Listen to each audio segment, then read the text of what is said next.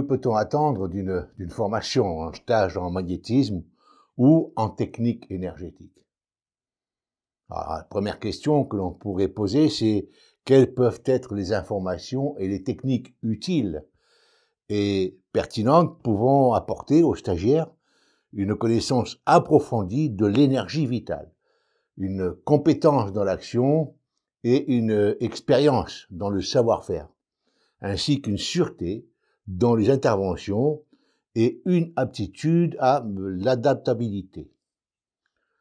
La deuxième question, quelles peuvent être les informations incapacitantes, anxiogènes et phobiques, du domaine bien entendu de l'incompétence, des techniques inutiles et non pertinentes. Toutes ces choses stériles qui conditionnent les stagiaires dans une éducation d'autodestruction, d'ancrage d'une ou plusieurs habitudes néfastes et nocives, d'une insécurité dans l'action et dans une étroitesse d'esprit. Alors je vais tenter de répondre à ces questions selon mon expérience. Alors auparavant, je voudrais remercier les personnes qui likent et qui laissent des commentaires. Cela a l'avantage de valoriser le travail de Marie-Ange ainsi que de moi-même, bien entendu. Et je pense que si vous regardez les vidéos que nous créons, c'est que nous avons quelque chose en commun. D'après les statistiques, car on peut avoir des statistiques sur YouTube, les personnes qui likent et qui laissent des commentaires sont les suivantes. 1. Les passionnés de l'énergétisme. 2.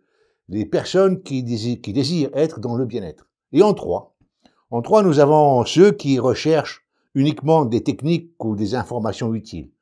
Alors, ce sont ceux qui ne likent pratiquement jamais et qui même parfois likent négativement, alors qu'ils utilisent les informations qu'ils glanent. Alors, ce genre de personnes sont de véritables sangsues et bien souvent sont à l'origine de polémiques. Ils se cachent sous de beaux masques idéalisés, cachant leur véritable personnalité dépravée. Venons-en au sujet de cette vidéo. En me basant sur mon expérience de formateur, depuis plus de 10 années, j'ai rencontré énormément de stagiaires venant de différents milieux sociaux et culturels. Que ressort-il de cette expérience? Quelles leçons en ai-je tirées? La première constatation, ce sont les critiques que beaucoup de participants formulent au regard de stages qu'ils ont souvent effectués chez des formateurs incompétents.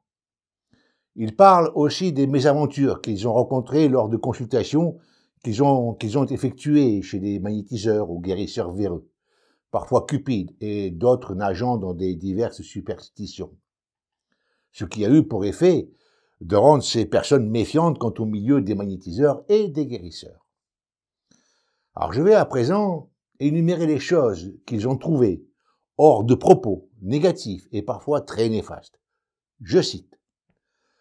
Je suis allé dans ce stage pour apprendre ce qu'est l'énergie vitale ainsi que des méthodes qui me permettraient de traiter des douleurs et des pathologies. Le formateur a passé le plus clair de son temps à nous mettre en garde contre les dangers du magnétisme. Exemple, éviter impérativement de se vider de son énergie vitale, sous peine de tomber inanimé. Il est important de se protéger sous peine d'être contaminé par les énergies mauvaises des clients. Dégager toutes les entités que les clients laissent dans le cabinet, surtout se débarrasser des miasmes que le magnétiseur a récoltés lors de son intervention. Nettoyez énergétiquement vos habits, les objets de votre cabinet après une intervention. Ensuite, il a parlé essentiellement des personnes envoûtées qui risquent de consulter et de vous polluer avec leurs énergies dangereuses, risquant ainsi d'être tout aussi envoûtées que le client. Et il est ensuite passé aux différentes prières de protection et sollicitations, invocations d'anges, de puissances célestes, etc. Finalement, au bout de 3 journées de stage, nous avons passé une demi-journée à tester les passes basiques que j'aurais pu trouver dans n'importe quel livre et même sur Internet, sans expliquer à quoi elles pouvaient servir, ni dans quelles circonstances les employer.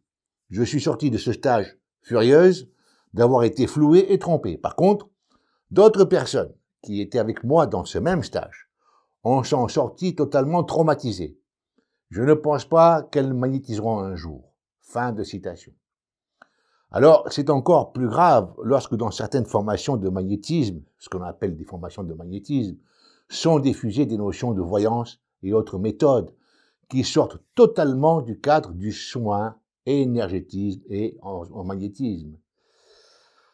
Alors voici l'exemple même d'une formation conduite par un destructeur psychologique induisant des notions phobiques, anxiogènes bien entendu, superstitieuses, répétant probablement ce qu'il a entendu dans des milieux d'ignorants quant aux réalités touchant à l'énergie et à l'énergétisme individuel.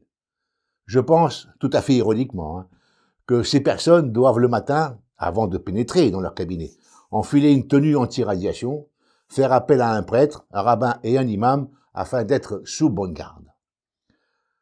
Alors là, vous avez là toute la panoplie des techniques inutiles, stériles et incapacitantes qui servent essentiellement à tranquilliser un praticien souffrant de névroses obsessionnelles, de troubles anxieux, voire phobiques, parfois frôlant la frontière de la paranoïa. Alors, cette première partie répond donc à la deuxième question. Voyons à présent la première question. Selon toujours mon expérience, les personnes assistant à un stage de magnétisme ou d'énergétisme ont besoin de choses essentielles, importantes et utiles quant au traitement des différentes pathologies, douleurs et troubles émotionnels.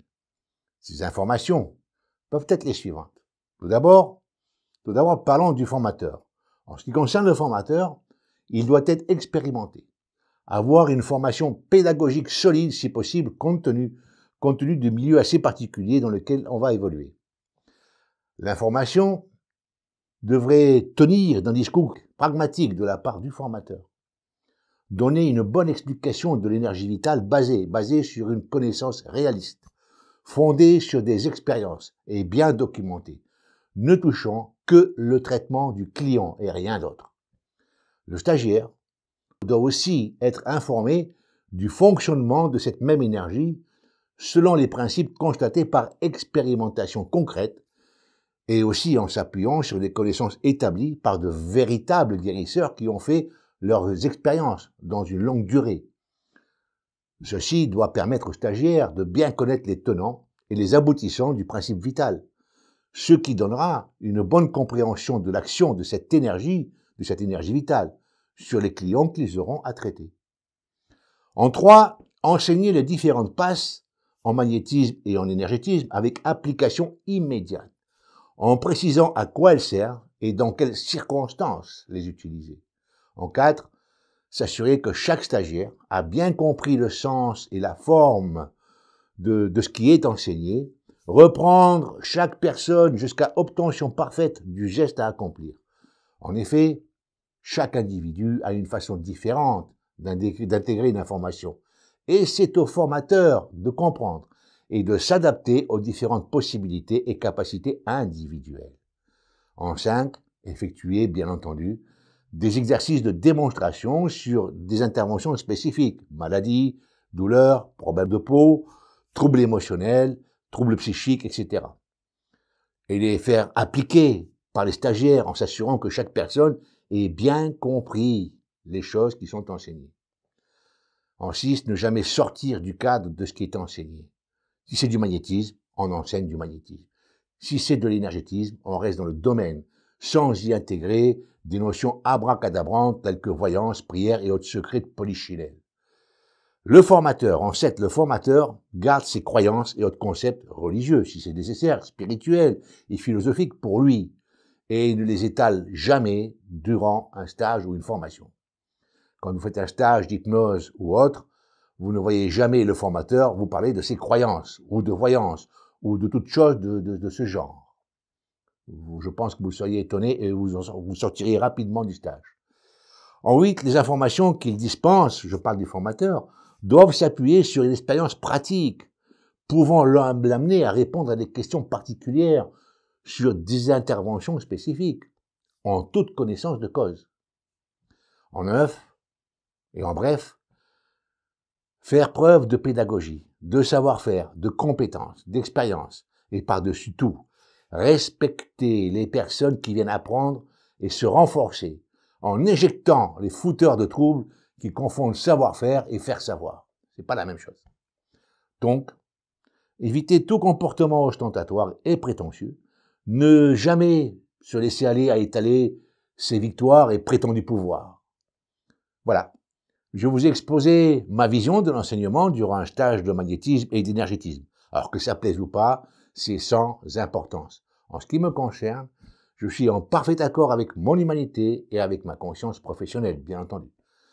Depuis plus de 45 années, je pratique cette méthode et depuis 10 années, j'enseigne de cette façon.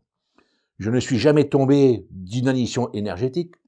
Aucun de mes stagiaires ne s'est retrouvé en manque d'énergie, bien au contraire. Lorsqu'ils sortent des stages, ils peuvent déjà se mettre à l'œuvre avec confiance, ayant reçu une formation constructive qui leur fait porter un regard confiant sur le magnétisme et l'énergétisme. Merci d'avoir regardé cette vidéo jusqu'au bout. Pensez à liker et si possible, à laisser un commentaire, ça ne coûte rien et c'est très gratifiant pour nous.